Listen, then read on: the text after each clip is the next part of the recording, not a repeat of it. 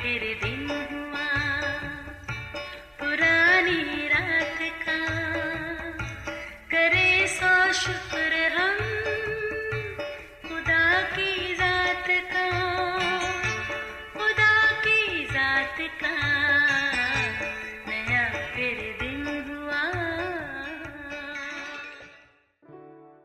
آج کی آیت۔ اس نے ان سے کہا، مجھے بڑی آرزو تھی کہ دکھ سہنے سے پہلے یہ فصح تمہارے ساتھ کھاؤں۔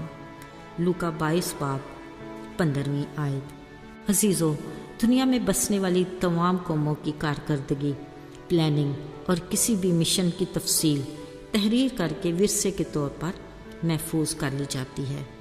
وقت اور حالات کے مطابق تحریر ہونے والے ان واقعات کو کسی بھی قوم کی تاریخ کہتے ہیں اور ان کو لکھ کر محفوظ کرنے والے مورخین کہلاتے ہیں۔ یاد رہے، ابتدا میں صرف 6 دن لگے، کل کائنات خالق خدا کے حکم سے وجود میں آئی۔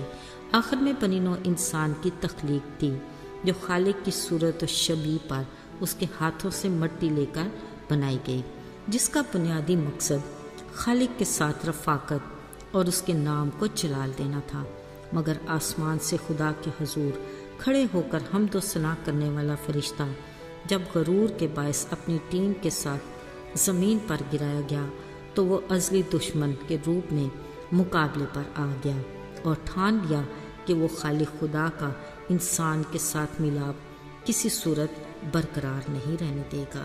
اپنی اسی پلاننگ کے مطابق اس نے ہوا کو لالچ دے کر اس سے نافرمانی کا مرتکب کیا، جو گناہ کے باعث آپس میں دوری کا باعث بنا۔ عزیزو، یہیں سے خدا نے بھی ایک عظیم مشن کا پلان کیا اور اپنے اکلوتے بیٹے یسوع مسیح کی جان کی قربانی کا ارادہ کیا۔ پھر مورخین کی صورت میں مختلف نبیوں نے اس مشن کی تکمیل کے لیے پیشن گوئیاں کی۔ عزیزو، آج اس پیشن گوئی کی تکمیل اپنے آخری مراحل میں تھی۔ نبی کی پیشن گوئی کے مطابق یسوع کے کسی اپنے ساتھی نے اسے دھوکہ دینا تھا، لہٰذا اس ازلی دشمن نے بڑی جانچ پرکھ کی اور آخر اسے یہودا اسکریوتی کا انتخاب کیا۔ وہ یسوع کے شاگردوں کی ٹیم کا خزانچی تھا، جس کے پاس خزانے کی تھیلی ہوتی تھی۔ اسے اس تھیلی کو بھرنے کا شوق بھی رہتا اور لالچ بھی۔ وہ اکثر اس خزانے میں ناجائز ہاتھ بھی ڈالتا رہتا۔ ابلیس نے اس کی اسی خصلت سے فائدہ اٹھا کر ایک پلان بنایا اور چپکے سے یہودا اسکریوتی کے دل میں ڈال دیا۔ اب ذرا دیکھیے جناب، اپنے یسوع کے گن گانے والا حیرت انگیز طور پر اس کے دشمنوں سے جا ملا اور اس کو پکڑوانے کے وعدے کے بدلے میں 30 سکے لے کر خزانے کی تھیلی کی بجائے اپنی جیب میں ڈال لیے۔ عزیزو، اسی دن آخری فصح کے لیے یسوع نے اپنے شاگردوں کو مدعو کیا ہوا تھا۔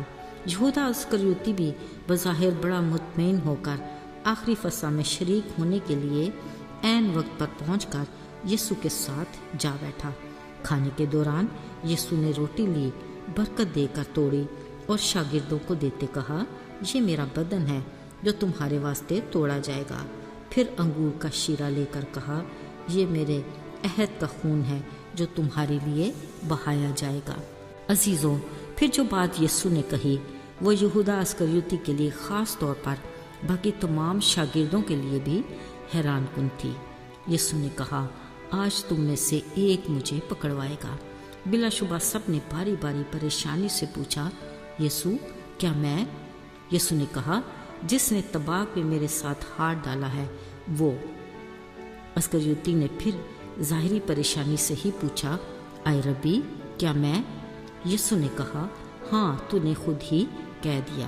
عزیزو، کلام میں لکھا ہے اسی پل وہ اٹھ کر باہر چلا گیا۔ جب فصح ختم ہوئی تو وہ گیت گا کر زیتون پہاڑ کے پاس گیتسمنی باغ میں دعا کے لیے چلے گئے۔ عزیزو، آئیے اب ذرا چلتے ہیں گیتسمنی باغ کی طرف، جہاں ایک بڑے پتھر کے پاس تنہا شخص بیٹھا دعا میں مشغول تھا۔ لگ رہا تھا کہ وہ کسی کرب میں مبتلا ہے۔ دوسری طرف اچانک سپاہیوں کی ایک پلٹن سردار کاہنوں اور فریسیوں کے ہمراہ مشلوں اور ہتھیاروں سے لیس نمودار ہوئی۔ دیکھ کر لگا یقیناً یہ کسی بڑے مشن پر ہیں۔ باغ میں داخل ہوتے ہی ہر کسی کی نگاہیں مطلوبہ شخص کی متلاشی تھیں۔ اچانک سامنے سے نمودار ہونے والے شخص نے پوچھا، تم کس کو ڈھونڈ رہے ہو؟ کسی نے آگے بڑھ کر کہا، یسوع ناصری کو۔ جواب ملا، وہ تو میں ہوں۔ اسی پل یہودا اسکریوتی سامنے آیا اور یسوع کے بوسے لیے۔ یہ سب کیا ہے؟ شمعون پطرس نے سوتی جاگتی آنکھوں سے دیکھا اور کہا، اور تلوار کو میان سے نکالا اور سردار کاہن کے نوکر کا کان اڑا دیا۔ یسوع نے اسے حکم دیا، تلوار کو واپس میان میں رکھ، اور اس کے کان کو چھو کر اچھا کر دیا۔ فوراً ہی حیرت زدہ پلٹن حرکت میں آئی اور یسوع کو گرفتار کر لیا۔ اب فاتح پلٹن اپنے قیدی کو لے کر سردار کاہنوں کے روبرو پیش ہوئی۔ قیدی یسوع ناصری سے کچھ دیر پوچھ گچھ کے بعد جب کوئی جرم ثابت نہ ہوا تو اسے پلاطوس کی عدالت میں لے گئے۔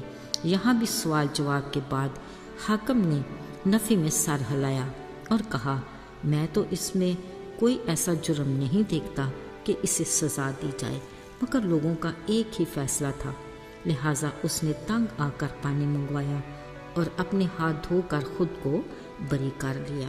مگر لوگوں کے پرزور اصرار پر حتمی فیصلہ یہی ہوا کہ اس قیدی یسوع ناصری کو، جو خود کو یہودیوں کا بادشاہ کہتا ہے، لہٰذا اسے مصلوب کیا جائے۔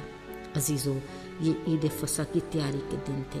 دستور کے مطابق ایک قیدی کو رہا کیا جاتا تھا، لہٰذا سرکار نے سوچا، چلو ایک کوشش اور صحیح، شاید بے گناہ یسوع ناصری کی رہائی کی کوئی صورت نکل آئے۔ لہٰذا برابا نامی ڈاکو کو قید سے نکال کر یسوع ناصری کے ساتھ عوام کی عدالت میں پیش کیا گیا۔ برابا ایک خطرناک قیدی تھا جو شہر میں بغاوت کے کیس میں ملوث تھا، پر بلوا فساد کے دوران کئی بے گناہ کرنے کے خون سے ہاتھ رنگنے والا یہ قیدی بہرحال عوام کا منصور نظر ہوا، لہٰذا شور مچاتی بھیڑ کے پرزور اصرار پر برابا ڈاکو کو رہا کر دیا گیا اور بدلے میں یسوع ناصری کو کوڑے لگوائے گئے اور کانٹوں کا تاج پہنا کر صلیبی موت کا فتویٰ دے دیا گیا۔ آئیے دعا کریں۔ اے باپ، تیری اس انمول محبت کے لیے ہم دل سے تیرے شکر گزار ہیں۔ تیرے دکھ اٹھانے اور مار کھانے سے ہمیں گناہ کے مرض سے شفا ملی۔ توفیق عطا کر کہ اسی خوشخبری کو دکھی انسانیت تک پہنچائیں تاکہ وہ بھی شفا پا کر ہمیشہ کی زندگی کو تحفے میں لے سکیں۔ یسوع کے نام میں آمین۔